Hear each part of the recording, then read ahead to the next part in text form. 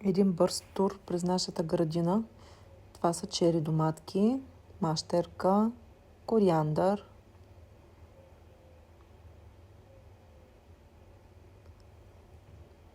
босилек естествено в саксийка. Това са лимончета. Имаме си вече и малки лимончета.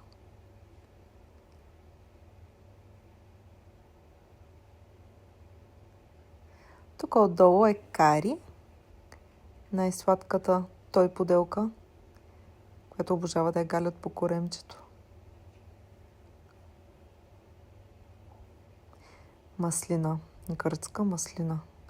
Миналата година си я взехме от Елефтерополи. Малко теменушки, хортензия. Това забравих как се казва. Рози. Райска ябълка за първа година ще даде плод.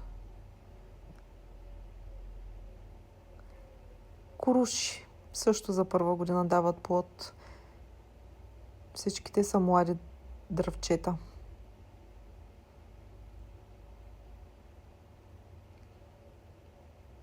Смокини за поредна година и пак кари.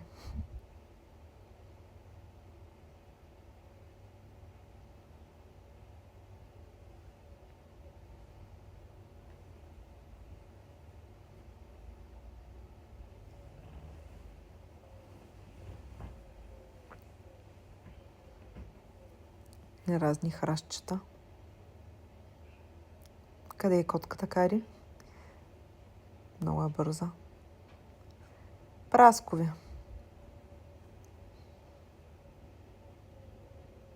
Дафинов лист.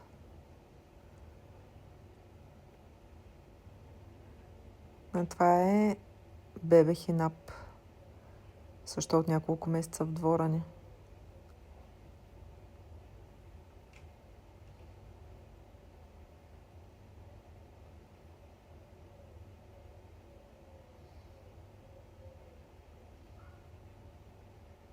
Малко лавандула.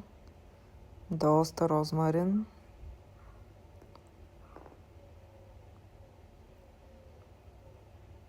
Салвия, градински чай. Още лавандула. Вече поувяхна. Лозички. Банани.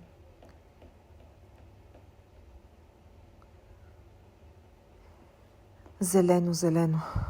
Любимото зелено.